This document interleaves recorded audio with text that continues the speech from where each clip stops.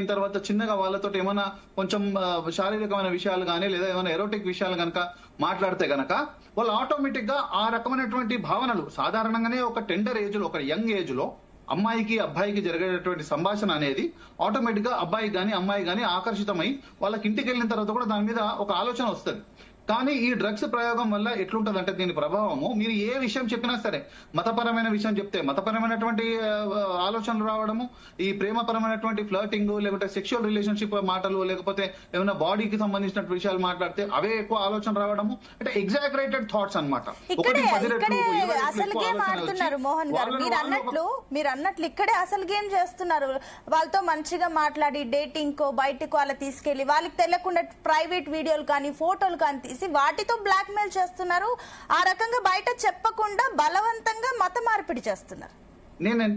Madam దయచేసి నేను ఏమంటున్నానంటే, అందరూ చేస్తున్నారు అనే వరకే ఆగిపోయినా మనం ఎలా జరుగుతుంది, ఎందుకు జరుగుతుంది అనేది నేను ఐఎమ్ ట్రైంగ్ టు ఎక్స్ప్లెయిన్. నేనేమంటున్నానంటే ఈ యొక్క చిన్న ఎల్ఎస్డి డ్రగ్స్, చిన్న బొట్టు బిల్ అంత ఉంటుంది, అది గోర్లో కూడా పెట్టుకొని మనం దాన్ని ప్రయోగించవచ్చు. దాని ద్వారా వచ్చేటటువంటి హాలుసినేషన్ ద్వారానే వీళ్ళు ఈజీగా అట్రాక్ట్ అవుతున్నారు. కానీ సహజంగా మీరు అంటున్న ఈ బొట్టు పిల్లలు ఏవైతే ఉన్నాయో బయట ఎక్కడ దొరకవు కదా, అట్లాంటివి చేయడానికి డ్రగ్స్ దొరకటానికి దొరుకుతాయి అవి. ఓకే, అంటే అవి మేబీ ఇల్లీగల్ గా అక్కడ నుంచి ఇక్కడికి వస్తున్నాయని అంటారు.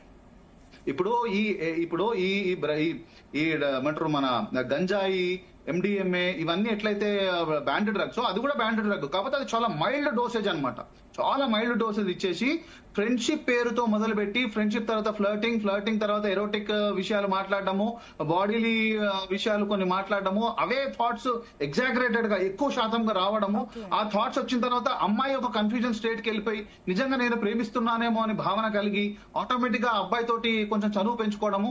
చనువు పెరిగిన తర్వాత ఏమైతుందో మీ అందరికీ అర్థమవుతుంది.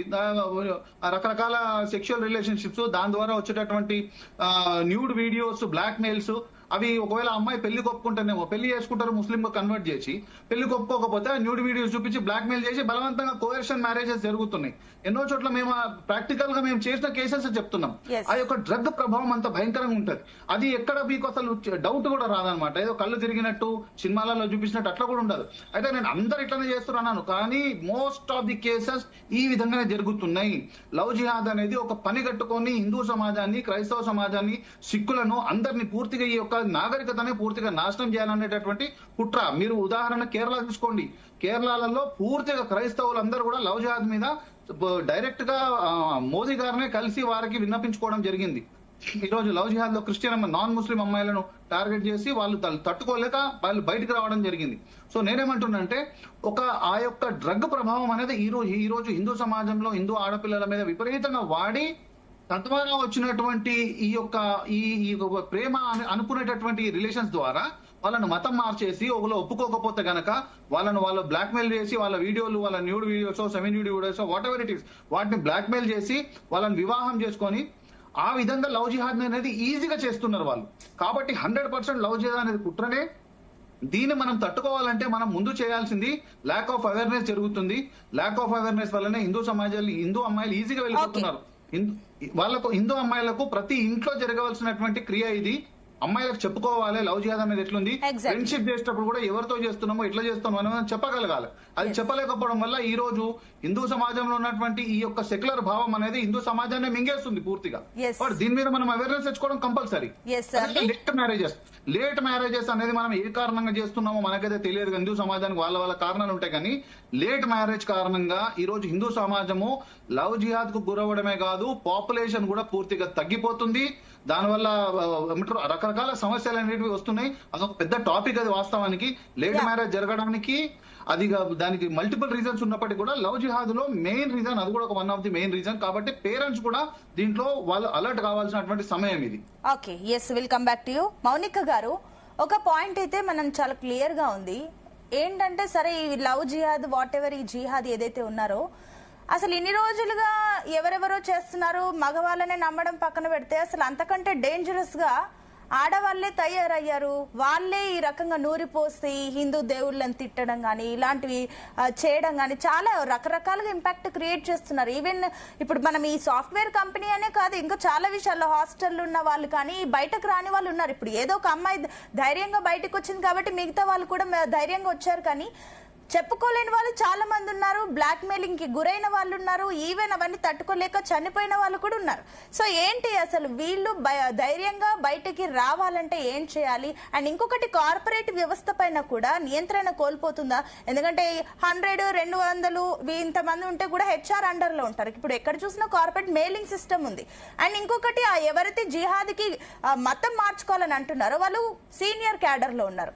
అలాంటి వాళ్ళు చెప్పినా వినాల్సి వస్తుంది. ఈ మధ్య కొత్తగా ఇన్స్టాగ్రామ్ లో మీమ్స్ లో అక్కడిక్కడ చూస్తున్నాం, అబ్బాయిలు కూడా మేము మతం మారితే మాకు ఈజీగా జాబ్ వస్తుందా అన్నట్లుగా వెటకారంగా అన్నా కూడా ఈ రకంగా ఇంపాక్ట్ కనిపిస్తుంది. స్లోగా అది స్లో పాయిజన్ గా అవుతుంది. సో ఏంటి, ఏమనుకోవచ్చు? ఇప్పుడు ఇట్లాంటి విషయాలు నేను కోవిడ్ కు ముందు నుంచి చెప్తున్నాండి.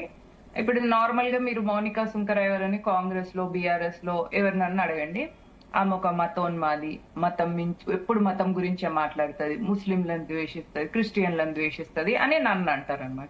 సో నేను అన్నా కూడా నాకేదో గర్జు పట్టినట్టు నేను చెప్పుకుంటూనే వస్తున్నా. నేను ఈ ఫ్రెండ్షిప్ జిహాద్, ముస్లిం అమ్మాయిలు ఇట్లా చేస్తారు, దీని పేరు ఫ్రెండ్షిప్ జిహాద్ అని నేను కోవిడ్ కు ముందు ఒక కేసుని నేను డీల్ చేసిన లంగర్ హౌస్ పోలీస్ స్టేషన్ లో మాధవిలత సిఐ గారితో మాట్లాడి నేను డీల్ చేసిన కేసు. సోనీ జాదవ్ అనే అమ్మాయి 17 years 10th క్లాస్ నుంచి అమీనా బేగం తోని ఫ్రెండ్. ఆ అమ్మాయి 18 years నిండక ముందే ఆ అమ్మాయికి పాస్పోర్ట్ తీపిచ్చింది అమీనా బేగం. పాస్పోర్ట్ వచ్చింది, 18 years నిండినాయి, తెల్లారే ఆ పిల్లని తీసుకొని వెళ్ళిపోయింది స్కూటీ మీద. ఈ కేసు నేనే లంగర్ హౌస్ వేసిన తర్వాత మళ్ళీ నేను కోర్టులో సబ్మిట్ చేస్తే హబిస్ కార్పస్ కింద ఆ పిల్ల చచ్చిపోయిందని మేము అనుకుంటున్నాం, తల్లిదండ్రులు కంగారు పడుతున్నారు అని చెప్తే అప్పుడు కోర్టులో ఆ పిల్లని సబ్మిట్ చేసింది. అంతే. ఆ తర్వాత మళ్ళీ ఒక 6 నెలలకో 7 నెలలకో ఇన్స్టాగ్రామ్ కాల్ నుంచి అమ్మకు కాల్ చేసి ఏడ్చింది, అమ్మ నన్ను ఇక్కడి నుంచి తీసుకోపో, నాకు ఇక్కడ ఉండడం ఇష్టం లేదు, వీళ్ళని రాణిస్తలేరు, నేను ఒక దర్గాలో ఉన్నా అని ఏడ్చింది ఆ పిల్ల. మేము ఆ అడ్రస్ ట్రేస్ చేయడం కోసం ఎక్కడెక్కడికో వెళ్ళినాం, ఏమో చేసినాం, మాకు దొరకలేదు. ఇవి నేను చెప్పిన వాళ్ళందరూ మతోన్మాదులు. ఇట్లా నాలాగా మా మీద ఒక ముద్ర ఇస్తారు అన్నట్టు, ఎప్పుడు ముస్లింల గురించి మాట్లాడితే ఎప్పుడు ముస్లింల గురించి ద్వేషిస్తారు. మీరు తెలియదు అని అనడానికి లేదు, మేము చెప్తుంటే మమ్మల్ని పట్టించుకోరు, మేము చెప్తుంటే వాళ్ళకి అయ్యేదాకా వాళ్ళకి సోయి రాదు, మేము చెప్తుంటే ఇంకా మమ్మల్ని ఉన్మాదులుగా ముద్రేస్తారు. మేము చెప్తున్నది కూడా పక్కింటోళ్ళకి జరిగినదా నాకు జరగలేదు కదా అని మొద్దు నిద్రలో, అంటే కుంభకర్ణంతో మొద్దు నిద్రలో హిందూ సమాజం పోటీ పడుతుంటే మా లాంటి వాళ్ళ కంఠశోషతోని మేము ఒర్రి ఒర్రి ఒర్రి ఒర్రి ఒర్రి ఒర్రి మాకు యాస్ట్ వస్తుంది. కానీ అయినా యాస్ట్ వచ్చినా మళ్ళీ ఒక పిల్లని చూడంగానే ఆ పిల్ల తల్లిదండ్రులు ఏడుస్తున్నప్పుడు ఆ పిల్ల ఏమైందో అని ఆలోచించినప్పుడు మళ్ళీ మాట్లాడతాం. కాబట్టి ఈ కేరళ స్టోరీలో ఆడపిల్లలు గాని, నేను ఇందాక చెప్పినట్టు అమీనా బేగం ఫ్రెండ్షిప్ జిహాద్ గాని, ఇవన్నీ కోవిడ్ కు ముందు నుంచి చెప్తున్నాం. మేము చెప్పింది విన్నది ఫాలో గారు, ఏముండదు, తిన్నమా పన్నమా తెల్లారిందా రిపీట్. ఈ ప్రాసెస్ లో బ్రతికినప్పుడు సమాజంలో ఏం జరుగుతుంది అని తెలుసుకోకుండా ఉన్నప్పుడు మన దేశం ఏంటిది, మన ధర్మం ఏంటిది, మనం ఏ నాగరికతకు వారసులు, మన ప్రైడ్ మనలో మనకు లేనప్పుడు, అసలు ఒక హిందూగా ప్రౌడ్ గా ఫీల్ కానప్పుడు, జై శ్రీరామ్ అనేది ఒక కమ్యూనల్ కాదు, అది మన నాగరికతకు మన ఆత్మకు మూల మంత్రం అని తెలుసుకోనప్పుడు ఏం మాట్లాడాలి చెప్పండి.